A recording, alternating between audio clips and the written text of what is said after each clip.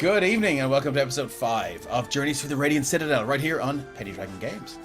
Journeys Through the Radiant Citadel is published by Wizards of the Coast, and I've completely disassembled and reassembled it to suit my own nefarious plans. So this is a homebrew based in and around the Radiant Citadel, shall we say. My name is Dave Gibson and I am the Dungeon Master. So first up, we have a few announcements to get through before we start tonight's adventure.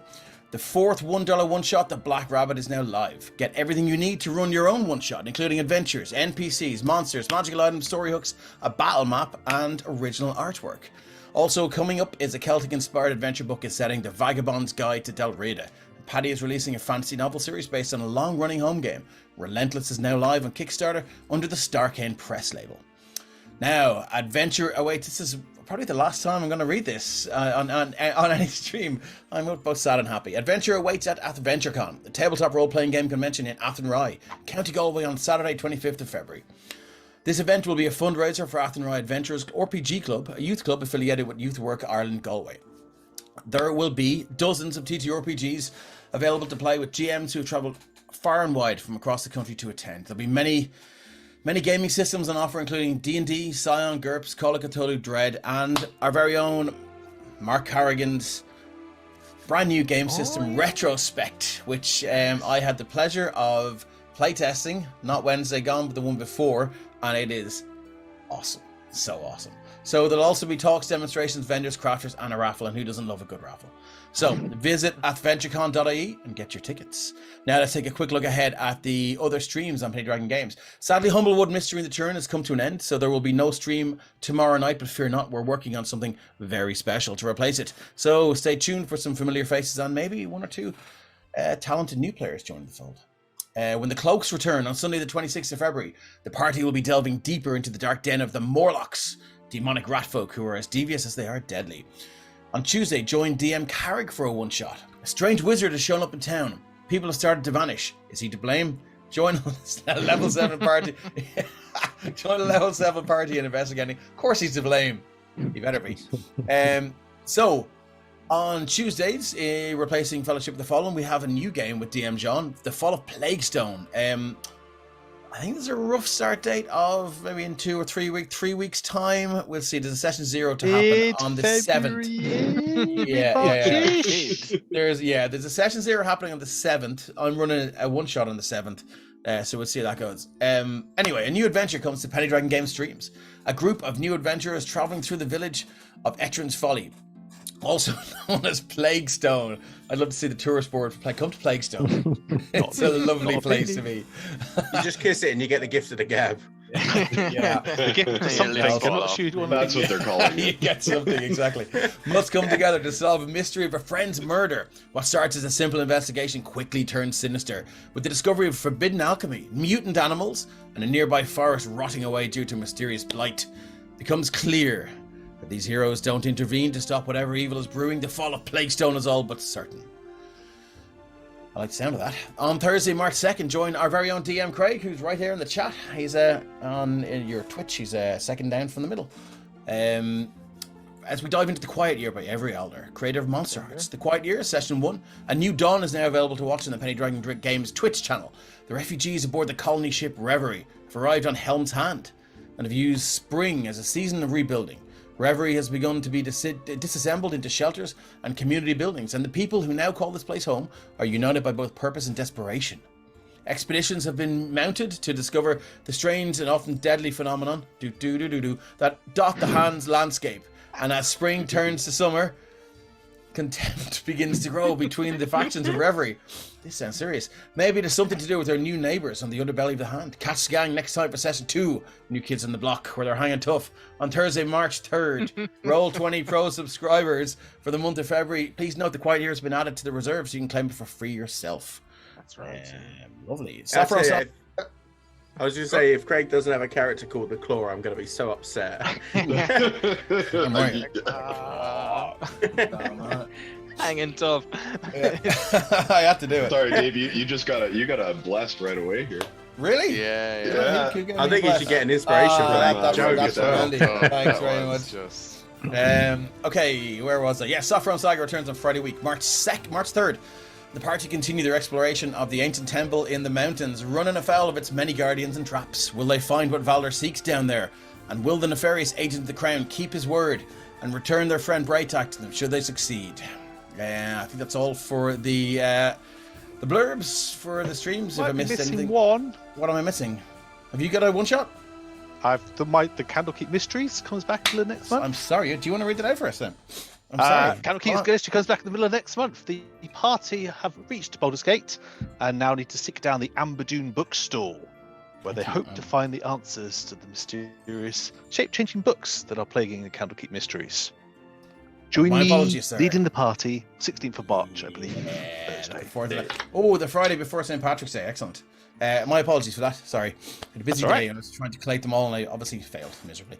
Okay, big thanks to our man at the Tech Bunker, Christian, who looks after all things Twitch, streaming, and of course keeping the goblins out of chat. We couldn't do this without you. I'd like to thank, as always, Kate from It's a Map for creating some of the maps. Actually, most of the maps you'll see in the stream. You can find Kate on Instagram, Twitter, and Facebook on @itsamapIRE. Please give her a follow, and if you're looking for battle maps, she has her commissions back open. So all the lovely music you can hear right there, Wizard's Tower, is from Tabletop Audio, so you can go over there to the website to find out more about what they do, and if you're running your own Roll20 adventures, throw over there in the jukebox. What you just saw happened. You can influence the game directly from chat. So if you've ever wanted to help out a player by offering them healing, what about giving them, or even the DM, which just happened, the benefit of a one-use bless spell or inspiration? You can do exactly that. Scroll down and check out the about page. Please state in chat who you would like to receive your boon.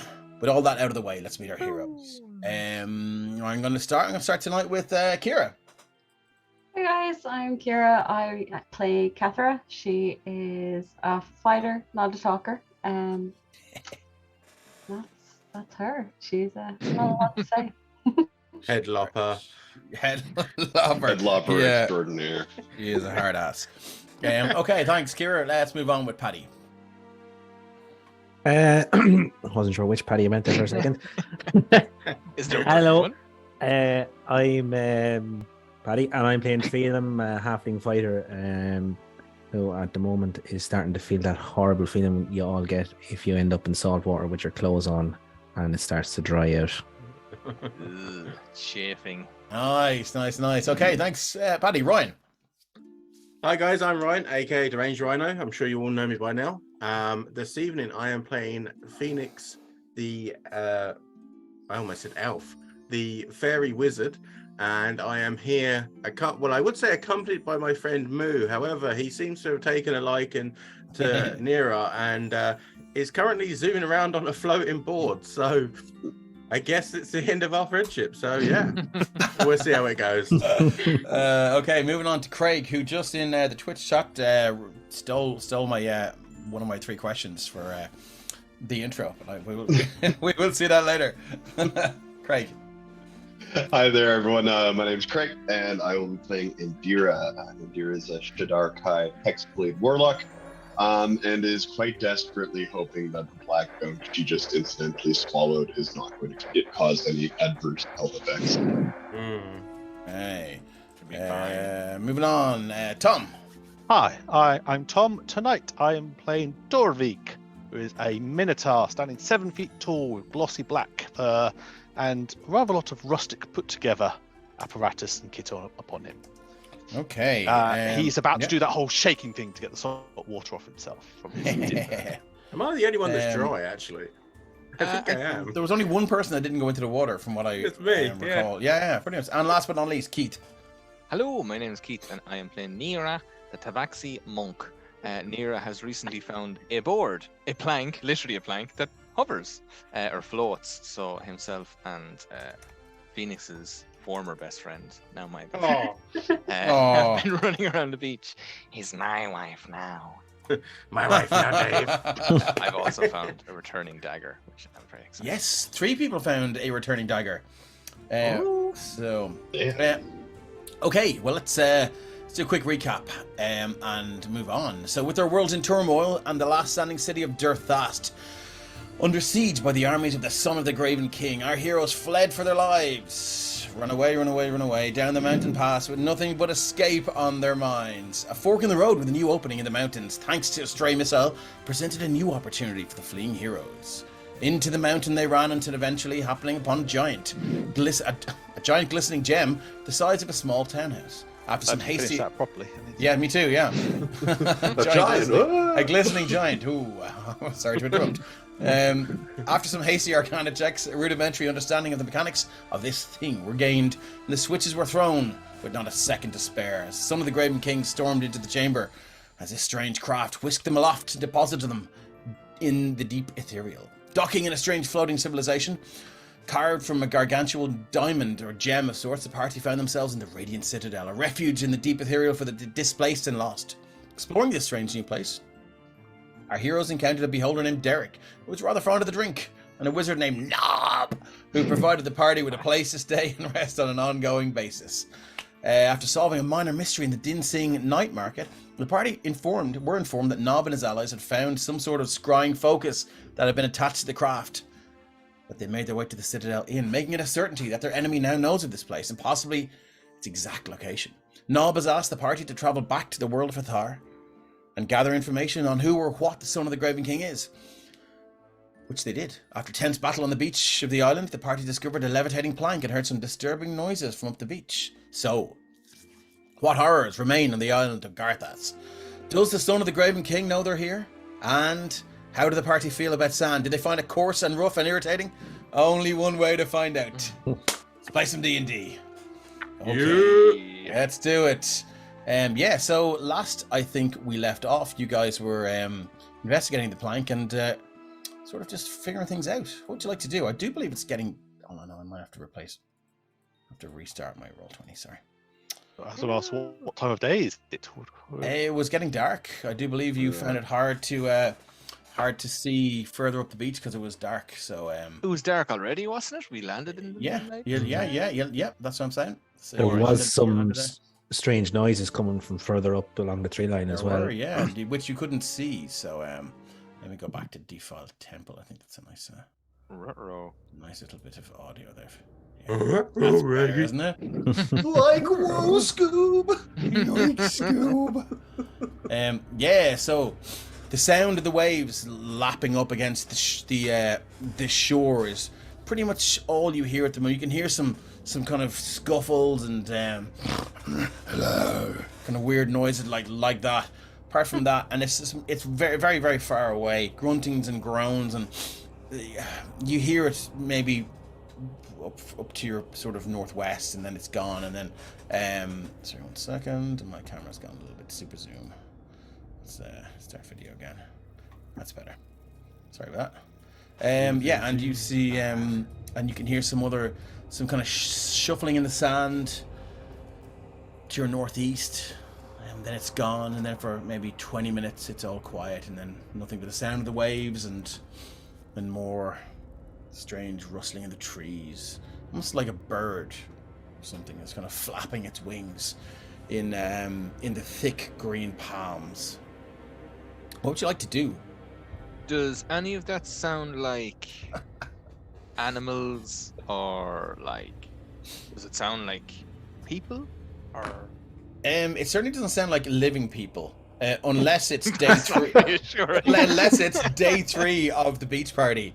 And you've had 3 solid full days of amphetamines. Monday morning after the full moon party. And vodka, yeah, exactly. Okay, right. Drew Kane says, is there a volleyball with a red face on it anywhere? Phoenix is just trying to pull moo out of Nira's mouth as they think it's a mushroom to eat. I'm about to go clubbing. I got my glitter claws, I got my magic mushrooms. Yeah. With this one, you get bigger though. It's like Mario. Do you get bigger, or do you just think everyone else gets smaller? It's interesting. So nothing comes close to you, or even close enough for you to feel like you're under attack or threatened. But there's a very unsettling feeling to this shore of this island, this beach, that there are things alive, or should we just say mobile, further away. I really don't like the way you're refusing to commit to the word alive. Yeah, absolutely. Yeah, absolutely. And Dira, there's a deep like hot ball of lead in the pit of your stomach. This is the worst place you could be right now. But also, it's where you feel it's from what you saw during the last session. It's where you should be. It's where you need to be. It's where you've been put. And the sense of purpose is strong, but also it's disgusting. This whole place is wrong. Yeah, absolutely. What would you like to do? You are feeling tired. Even you traveled for quite a while in the magical gem. I would say you could press on for maybe 2 or 3 hours before you need to consider taking a break, or you can take a break right now. I hope the tide doesn't come in. Do we set up camp? I believe we can push ahead a little bit further, but we should rest soon. Yes. Is there anywhere that doesn't smell this bad? Drew Kane says, "Is this a Cape map? It's gorge," and she's going to post it up on social media. She drew it from a scribble on a beer mat that I gave her, and it is. I swear to God, it looks like a stick cow with udders on the beer mat. So she'll post it up. Anyway, So what you're saying is she made the other one. Yay! Oh, no. Love it. I see myself out. See ya. Miss Jawberger says you're a lucky man, Dave. There was luck involved. Anyway, I'm not saying it was good or bad. Of course, it was good. Okay, guys. So you're gonna take a break, or you're gonna move on? Yeah, I suppose. Well, it seems like I'd say if we kind of settle down here and stick a night watch, we might get a quick rest. And how's everybody feeling?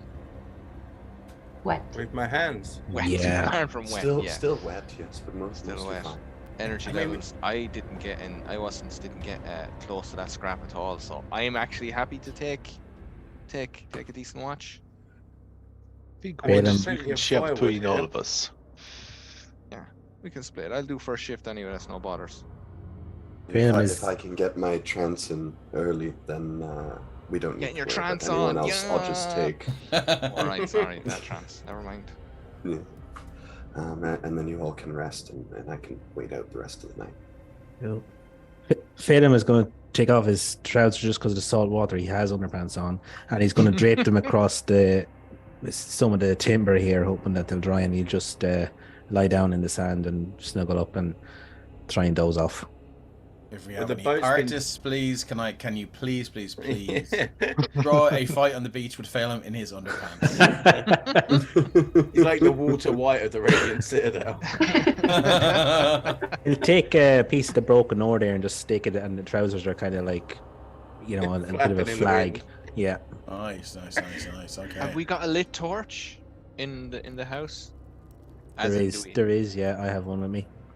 I'm gonna ask you if there's. Do you think is that doing anything to keep whatever that is out there rather than in here?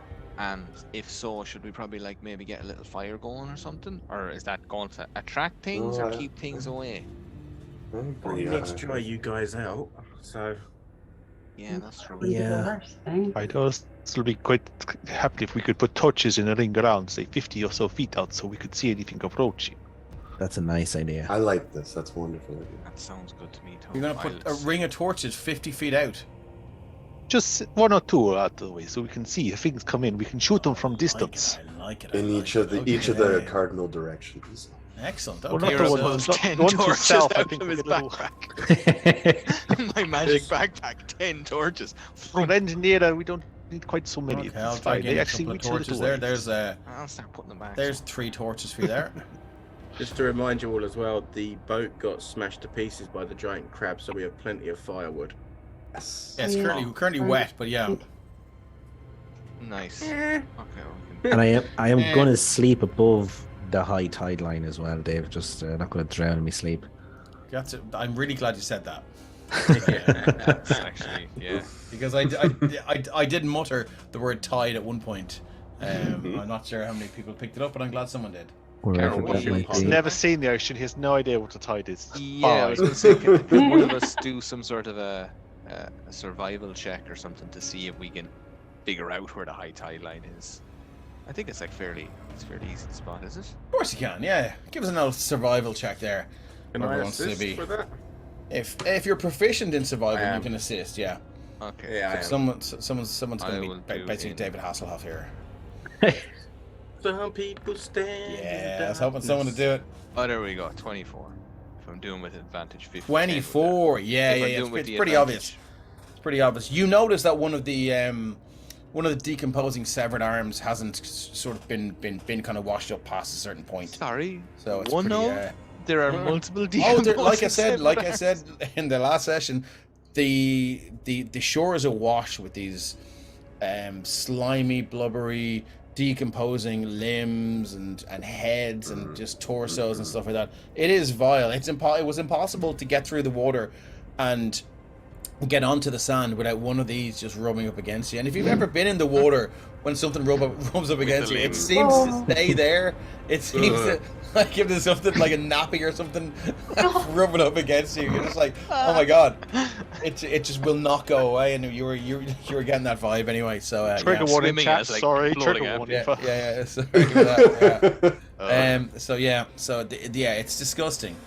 Some of them were moving, some of them were not. So where's the furthest one away? Is it about here? Is this? I Let me guess. shifty. This is it here, is it? yeah, I think so. Okay, and who placed that there? It's not I did. You did. Can you I move your took that. token back there for me, please?